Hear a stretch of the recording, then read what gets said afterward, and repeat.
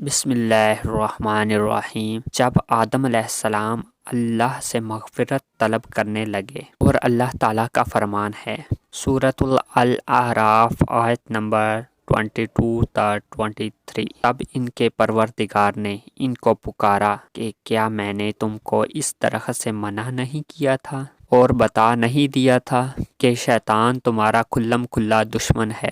دونوں عرض کرنے لگے کہ اے ہمارے پروردگار، ہم نے اپنی جانوں پر ظلم کیا ہے، اور اگر تو ہمیں نہیں بخشے گا اور ہم پر رحم نہیں کرے گا تو ہم تباہ ہو جائیں گے۔ یہ اپنی غلطی کا اعتراف، اس سے ندامت و رجوع اور اللہ کے سامنے عاجزی اور بے بسی کا اظہار اور اپنی محتاجی کا بیان ہے۔ اسی راز و نیاز اور عجز و مسکنت کے انداز سے بنی آدم سے جو اللہ کے سامنے آئے گا وہ دنیا اور آخرت میں کامیاب و کامران ہوگا۔ اللہ تعالیٰ نے فرمایا، سورۃ الاعراف آیت نمبر 24، خدا نے فرمایا تم سب وحشت سے اتر جاؤ، تم ایک دوسرے کے دشمن ہو اور تمہارے لیے ایک وقت خاص تک زمین پر ٹھکانہ اور سامان کر دیا گیا ہے۔ یہ خطاب حضرت آدم علیہ السلام و حوا اور شیطان کو ہے، اور یہ بھی کہا گیا ہے کہ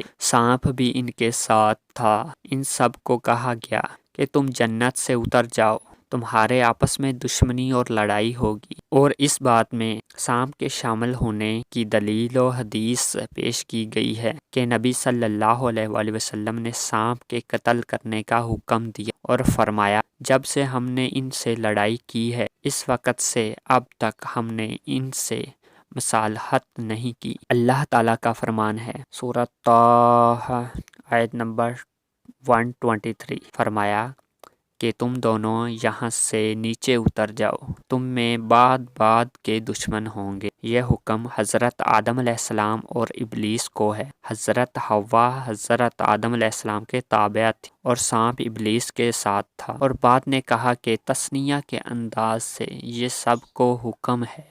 سورہ الانبیاء آیت نمبر 78، اور حضرت داؤد سلیمان علیہ السلام جب وہ ایک کھیتی کے مقدمے کا فیصلہ کرنے لگے جس میں کچھ لوگوں کی بکریاں رات کو چر گئیں اور اسے روند گئیں، اور ہم ان کے فیصلے کے وقت موجود تھے، اور یہ بات بھی واضح ہے کہ حاکم مدعی اور مدعی علیہ کے بغیر فیصلہ نہیں کر سکتا۔ اسی لیے اللہ تعالیٰ نے آگے فرمایا، وَكُنَّا لِحُكْمِهِمْ شَاهِدِينَ، یعنی اس میں جمع کا لفظ بولا ہے۔ معلوم ہوا کہ جس جگہ تثنیہ کا لفظ آیا ہے وہاں بھی جمع کا معنی مراد ہوتا ہے۔